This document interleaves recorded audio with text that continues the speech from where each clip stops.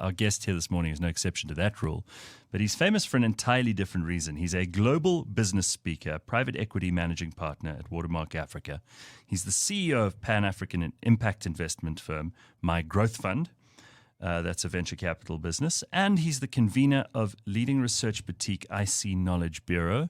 If none of that means anything to you, then his name will.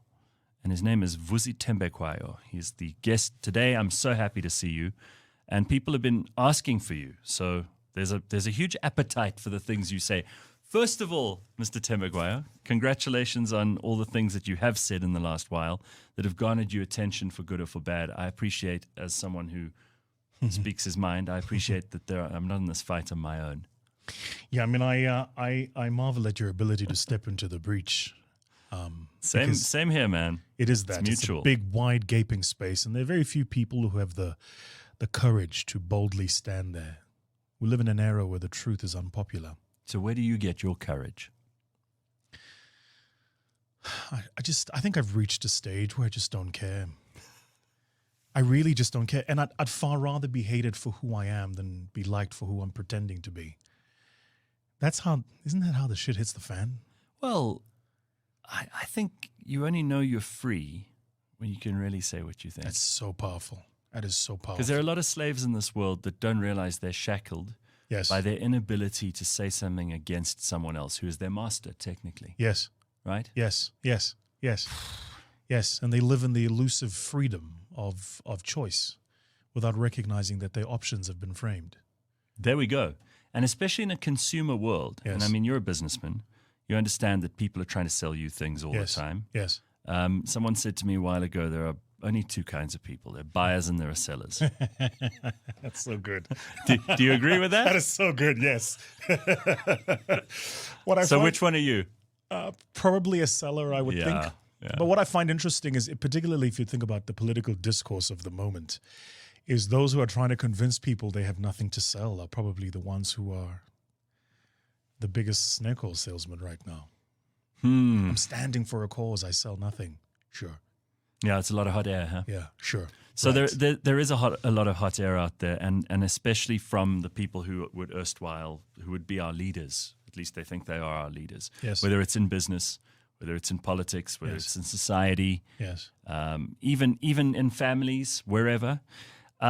Last time we spoke, it was in the middle of lockdown, and we can't underestimate what that did and how it shook everything up. And I remember you were very sage, you were very sensible, you had some very thoughtful things that you'd brought to the table during that conversation. How much has changed since then? Let's just do a little catch-up quickly and see, first of all, where's your head at with a couple of years, well, maybe a year or two of hindsight now? Posture. Yeah. I mean, I do hope, Gareth, one doesn't become despondent. It's hard not to in this environment. You know, I remember leading up to lockdown, a friend of mine, at the time he was the chief economist at Alexander Forbes, Isaiah. South Africa, you would remember, was downgraded to sub-investment grade.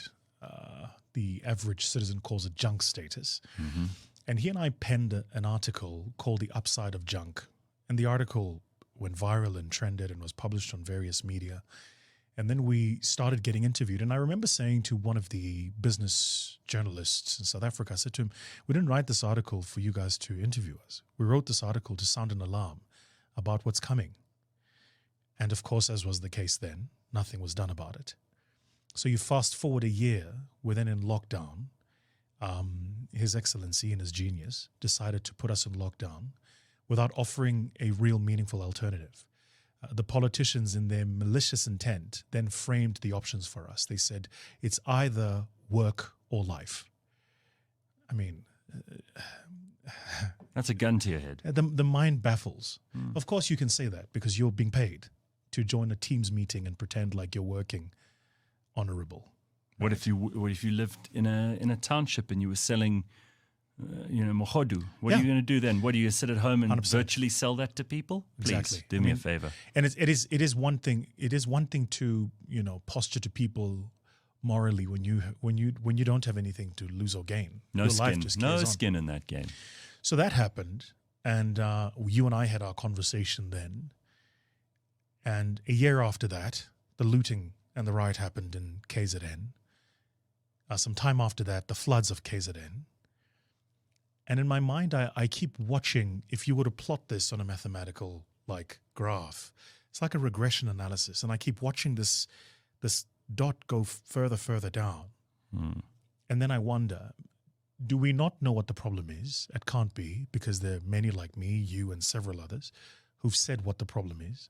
Do we not know what the solutions are? That can't be that either, because there's many. You offer those with your analysis of the problem. In our own analysis, but there are also several other, very structured research companies that will tell you what the solutions are.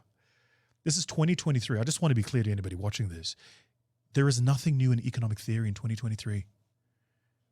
Right. It's been tested. Somewhere before, someone in the world has been where we are, and they figured out the solution.